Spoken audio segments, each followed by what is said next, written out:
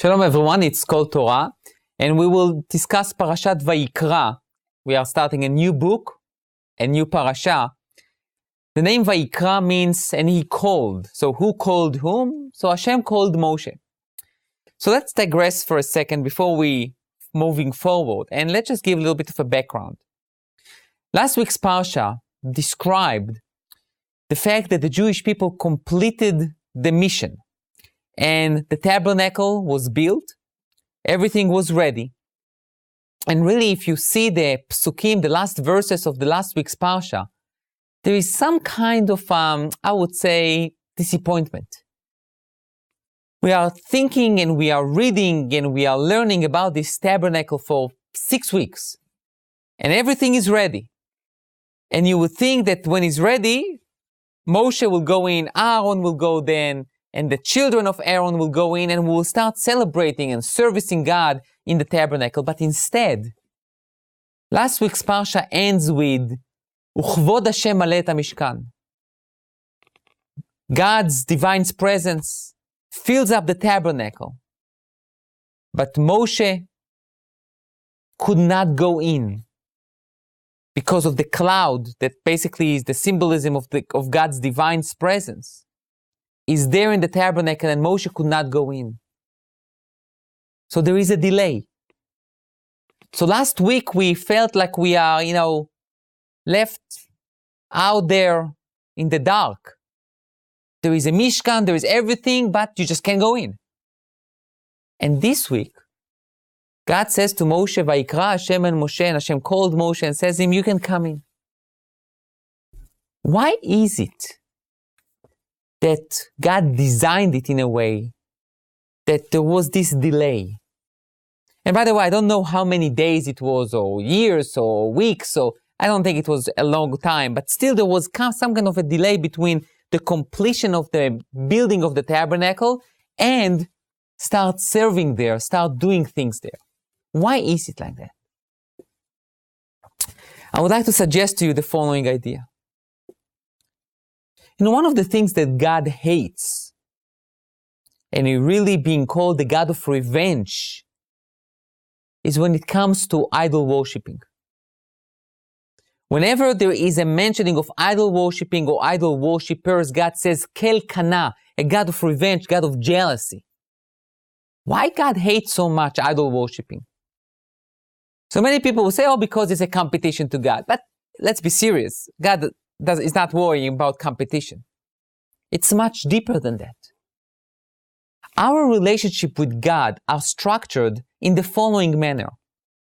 God gives the commandments, we try to understand it, explain it, but first and foremost, we're going to implement it. God, in a way, gave us the instructions. Here it is. I am telling you how to serve me. It's your choice to do it or not. But I am the one to give it to you and to tell you how it should be served. Idol worshipping is exactly the opposite.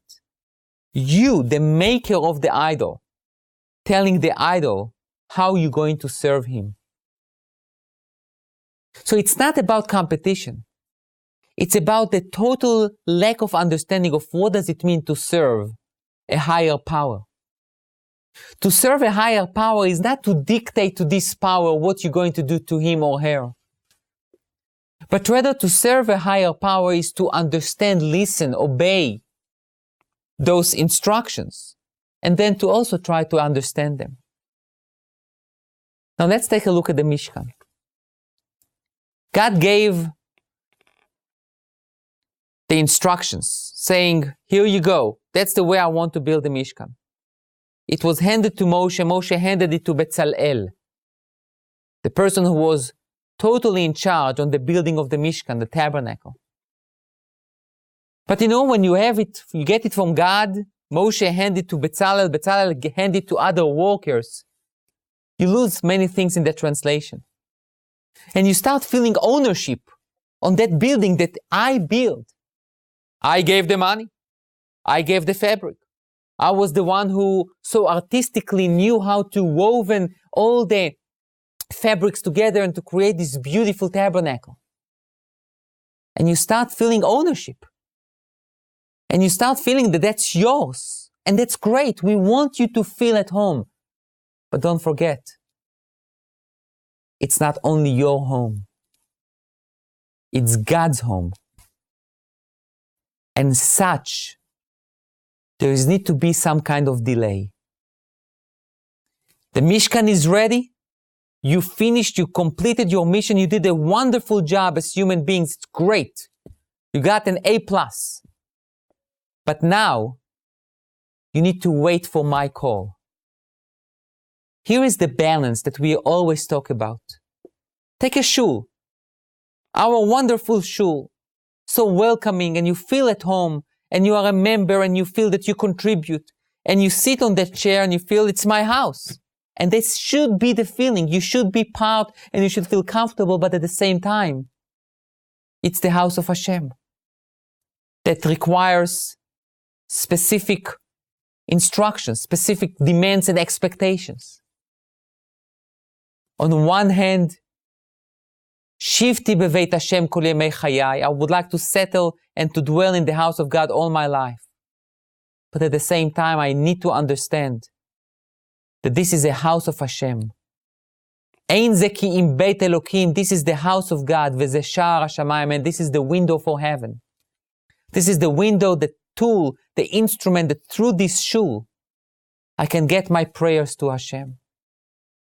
So I think this is one explanation for the delay between last week's Parsha and this week's Parsha. It gives us the key for balance, the key for true understanding of the relationship of feeling ownership and participation in the religious rituals and understanding where is God in our lives. Thank you.